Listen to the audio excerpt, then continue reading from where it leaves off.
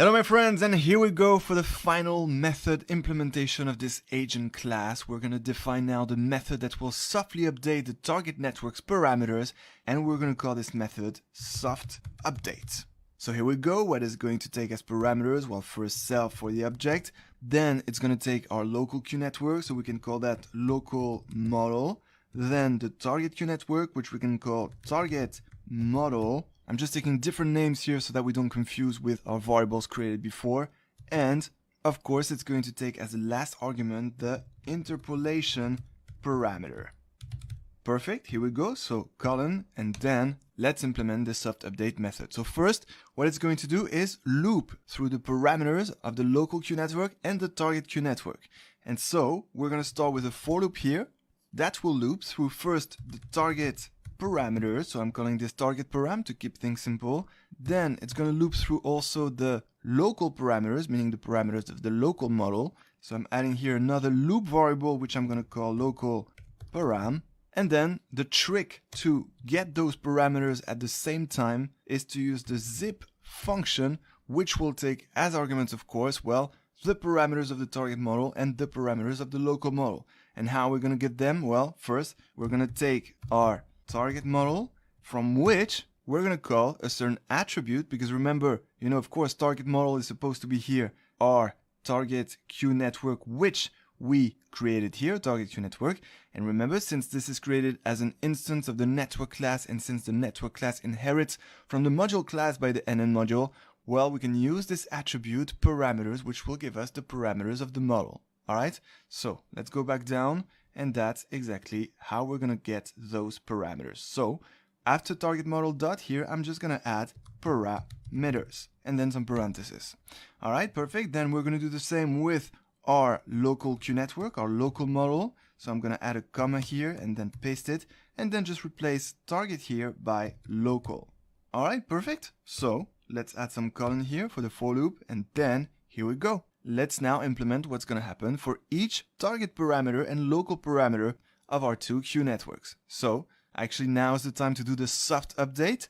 And so as a reminder, the soft update consists of, well, softly update the target model parameters using the weighted average of the local and target parameters.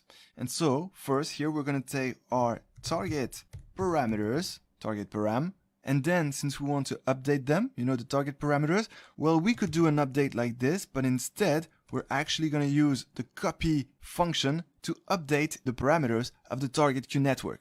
And so the trick to do this is just to add here dot data and then dot copy underscore, which is actually a function. So I'm adding some parentheses here, and inside the parentheses you're going to have how you want to update those target parameters.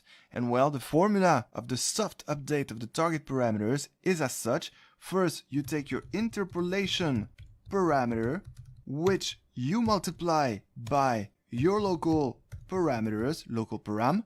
But actually, again, here to get them precisely, you need to add dot data. So that's the first part of the formula. And then you're going to add, well, this time 1, which I'm writing as a float, minus, again, the interpolation parameter multiplied by the target parameters, target param. And again, to exactly get those parameters, you need to add dot data here. And there you go.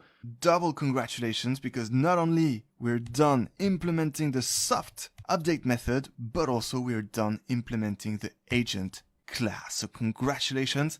We did some good work here, and mostly we have everything we need, meaning all the tools to implement the training. Now, what I'm going to do is just summarize everything we've just done here in a few words. So I'm going to zoom out a bit so that we can see everything, with a good bird's eye view. There we go. I hope it's not too small. Let me know in the comments if it's too small, and I can always update this and improve this. But there we go. Now we have a good look at the whole code we just implemented together. And so let me just summarize it again. First, we created this agent class that defines the behavior of an agent that interacts with our space environment using a deep Q network. And while it's interacting with this environment, well, the agent maintains two Q networks. First, the local Q network, and then the target Q network. The local queue network is the queue network that will select the actions, and the target queue network is the queue network that will calculate the target queue values that will be used in the training of the local queue network. So it's very important to understand both what they do separately, and also what's important to understand is how they interact with each other, meaning that this double queue network setup will stabilize the learning process that we implemented here. And at the same time, we have the soft update method that will update the target queue network parameters by blending them with those of the local queue network, with that formula we implemented here. And what's the purpose of that? Well, that's to prevent abrupt changes which could destabilize the training. And also, we implemented the ACT method that will help the agent choose an action based on its current understanding of the optimal policy. Those actions will be returned from the local queue network that will forward propagate the state to return the action values. And then following an epsilon greedy policy, it will return the final action. And that epsilon greedy strategy is used as an exploration mechanism. The fact that sometimes we can select random actions allows the agent to explore some more actions which could potentially lead to a better result at the end. And then finally, the learn method uses experiences that are sampled from the replay memory in order to update the local queue network's queue values towards the target queue values. Alright, and that's it. That's the bird's eye view of what we just implemented. Huge congratulations again. Now we're going to move on finally to the rest of this training implementation. We're first going to initialize the DQN agent, and then finally we will train it to accomplish a beautiful landing on the moon. I can't wait to implement those new steps with you, and until then, enjoy AI. Hello my friends, and welcome to this new tutorial. It's going to be a very simple one because it will just take one line of code to initialize the DQN agent. Because indeed, now that we're done building our agent class, well, we can finally create an instance of that class. By the way, I forgot to run this cell in the previous tutorial, so I'm doing it super quickly here. All good. We're good with our agent class, and so now we're gonna initialize the DQN agent by simply creating an instance of that class. So here we go. Let's insert a new code cell here, and well, we're gonna call our agent object very simply agent. Okay?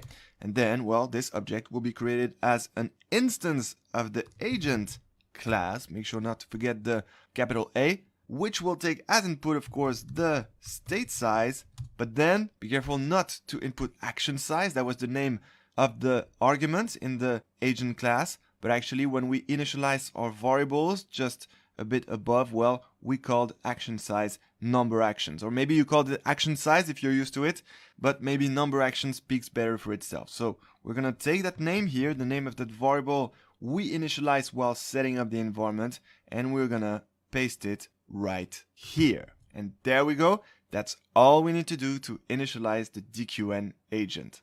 So now we can simply run that cell, and congratulations, you now have for real an artificial intelligence. You know, all we've been doing before was just the architecture of it, you know, modeling it, but now we really have it because we finally created the object. So that's super exciting.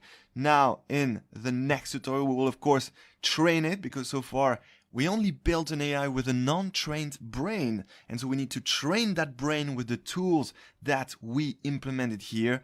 By tools, I mean the step method, the act method, the learn method, of course, the soft update method. So we will use all these tools to train the brain of our AI, and that's exactly what we'll do in this new step, training the DQN agent. So I can't wait to do this with you, and until then, enjoy AI.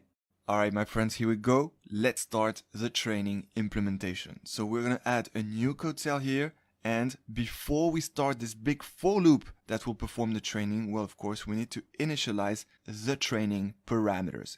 And which are they? Well, first, it's going to be the number of episodes, which is actually the maximum number of episodes over which we want to train our agent, but you will see that it will already get some amazing performances before that maximum number, and so we'll initialize this number to 2000, okay? But you will see if we're getting the same results as when I tested it myself, well, we should get some good reward even from a couple hundred episodes. But I don't want to tell you more now. I want to keep you surprised at the end. So here we go. Let's proceed with the next training parameter.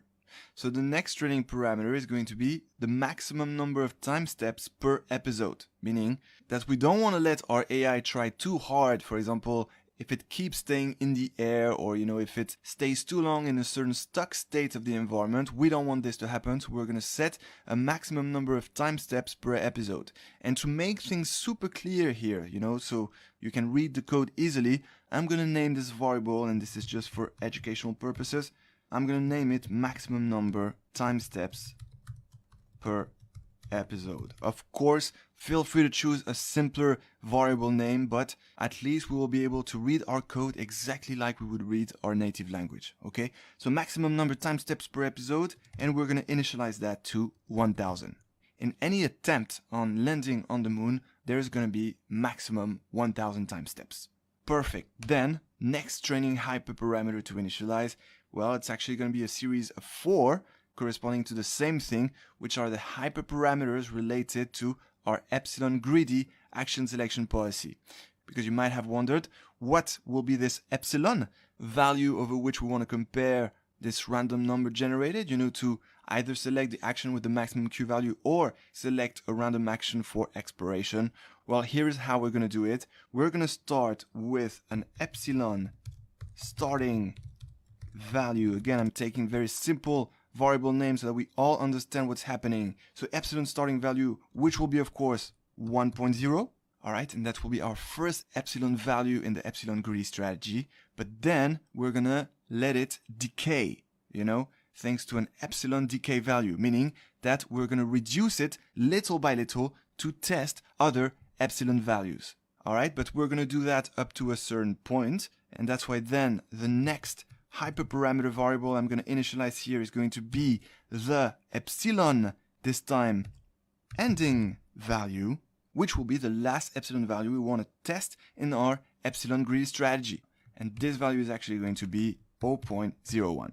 Okay, so we start at 1, we end up at 0.01, and then by which decrement we're going to go from 1.0 to 0.01, well, that's going to be with, this time, the epsilon decay value, which according to you is going to be something like what? Well, we actually want to decay our epsilon starting value and then our next epsilon values by very little, by multiplying it by very close to 1 float, and that number is going to be 0.995. All right, so for example, the epsilon starting value is going to be 1, and then the next epsilon value after the first decay is going to be 1 multiplied by 0.995, meaning 0.995, okay? And then it's going to be 0.995 times 0.995, which is a little bit lower than 0.995. And we will do that until we reach 0.01, okay? So that will allow us to get different exploration in the epsilon greedy strategy. And then, final thing, what do we have to do? Well, of course, we have to create and initialize our epsilon variable, right? Because this is just a starting value, this is the ending value, so these are fixed, this is decay value, but then we want to have the epsilon value that will vary over the different decays. And so, how are we going to initialize this epsilon variable, of course? Well, with, of course, the epsilon starting value, which I copied before. All right? Perfect. And now we have one final training hyperparameter that we need to initialize, which are going to be the window of scores on 100 episodes. Okay, so again, in order to make things super clear, I'm going to call this variable scores on 100 episodes, which will contain that window of all the scores on the last 100 episodes. And how we're going to get that, how we're going to initialize this? Well, with a double-ended queue, in order to keep track, of the scores of the last 100 episodes. And how can we get that double-ended queue? Well, that's with a certain function called the decay function, inside which we will only enter this argument, maxlen, which will correspond, of course, to the 100 episodes. And that's it, my friends. We are now ready with the whole initialization of the training hyperparameters. So now we can finally move on to that next big step, very important step, the step where we finally make our AI intelligent. But of course, having the specific intelligence, not the general intelligence, to be able to land properly on the moon. So let's make that full loop happen in the next tutorial, and until then, enjoy AI. Hello my friends, and here we go. Are you ready to implement that final training loop? I'm super ready and I'm super excited. Here we go. So we're going to start, of course, with for Then, according to you, what is going to be the loop variable? Well, that's of course going to be the episode. So let's call it episode. And our episodes are going to go in the range from the first episode of index 1 up to the number of episodes. Number episodes variable. But remember, the upper bound of a range in Python is excluded. So we have to add here a +1. All right. And here we go. Now let's implement that for loop. All right. So now, according to you, what is going to be our first step? Well, as always in a training loop, especially in reinforcement learning, the first step is to reset the environment to its initial state at the beginning of every episode. And right now, since we're dealing with one episode specifically, starting with the first episode, well, we have to reset the environment to its initial state. So how are we going to do this? Well, we're going to take our state, which here is a new local variable, and then add a comma followed by an underscore, because then we will call, of course, our environment, and then the reset function. And actually this returns not only the initial state, but also some other information, like for example, the initial observation, which is discarded here with this underscore. Okay, perfect. So then the next step, let me scroll down a bit. Here we go. The next step will be to, of course, initialize the score, because the most important thing we'll have to measure here is the score. When I say the score, it's of course the cumulative reward, which is why we have to initialize this to 0. So let's do this. We're going to call that score, obviously, and we're going to initialize that to 0.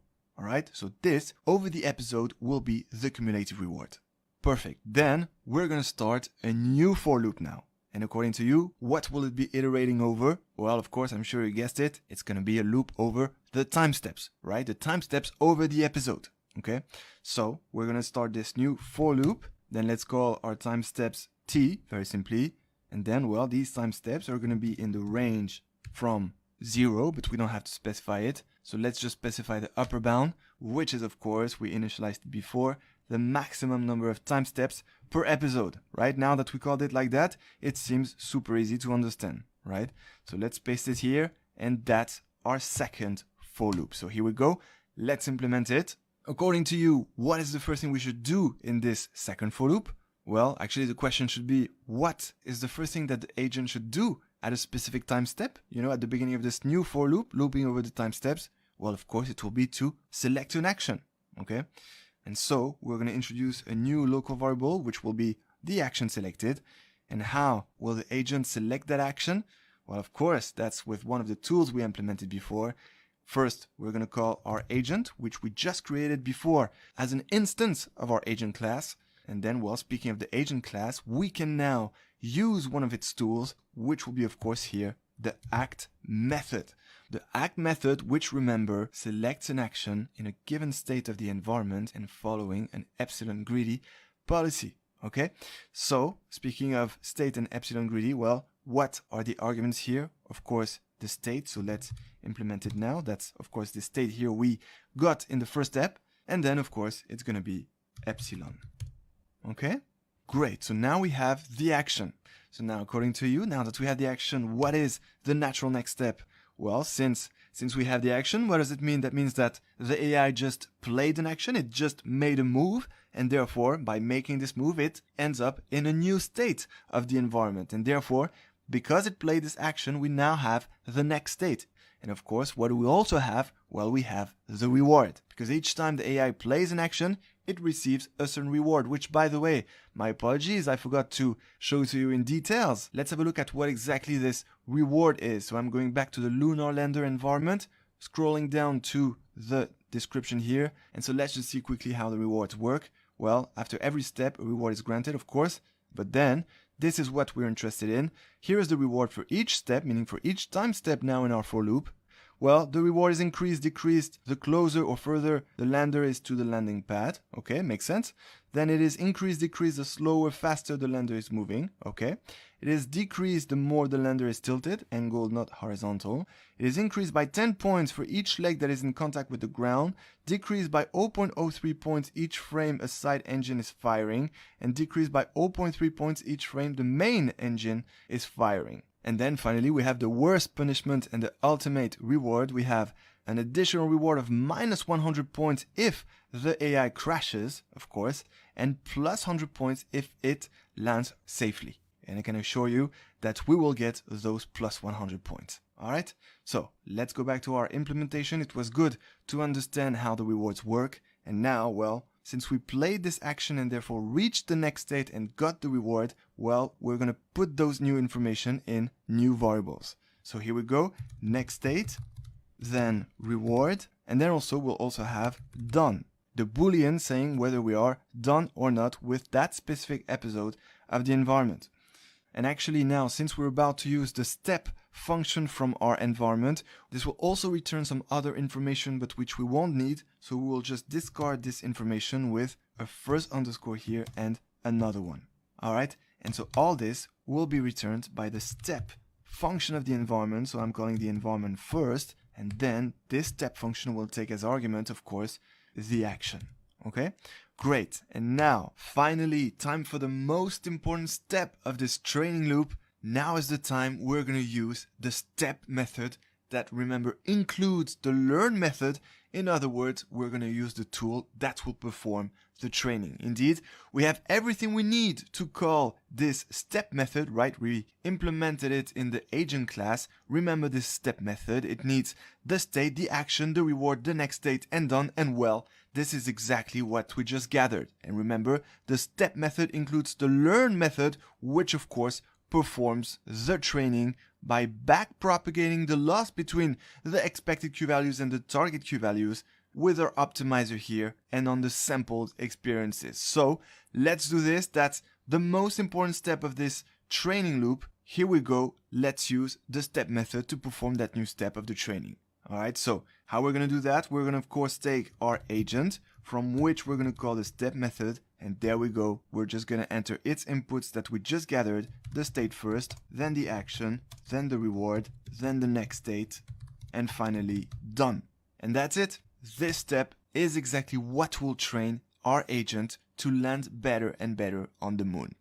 Okay, perfect. So then, what is going to be the next step? Well, now that we've reached the next state, we need to update our state variable because it becomes the next state. So we're going to do that simply with a state equals next state. There we go. Then we're going to have to update the score, of course, because we got the new reward. So since the score is the cumulative reward, well, we just need to increment the score with that new reward. Perfect. And then finally, we took care of the action, we took care of the next state, we took care of the state, and we took care of the score. What is missing now? We need to take care of this. Done. And how we're going to do that? We're just going to check if at this specific time step where we are in the second for loop, well, our episode is done. And so, if done, meaning if the episode is done at this specific time step, well, we'll simply do a break so that we can finish the episode. Okay, great. And so, well, if the episode is not done, we will continue this second for loop. And if it is done, well, we will, of course, exit this second for loop. And so then what happens now? You know, when the episode is finished, well, we're going to append the score of that finished episode to that window of the scores on 100 episodes. And so, well, we're just going to take our variable here. We're going to copy it. And outside of the second for loop, be careful, we're going to paste it and then add a dot and append, of course, the score of that last episode that was just finished. Perfect. And then finally, we're just going to, of course, decay the epsilon for the epsilon greedy policy while ensuring that it doesn't go below the ending value of 0.01. And so how can we do this efficiently? Well, we're going to take our epsilon and we're going to update it this way by taking the max of first the epsilon ending value and then, of course, the decayed epsilon, which is epsilon decay value times epsilon. And my friends, now huge congratulations because we're done with that training for loop. So now I can't wait to see you in the next tutorial where we're going to do a one final print in that same for loop to visualize the training results. It's going to be a fun and exciting tutorial. I can't wait to meet you there. And until then, enjoy AI.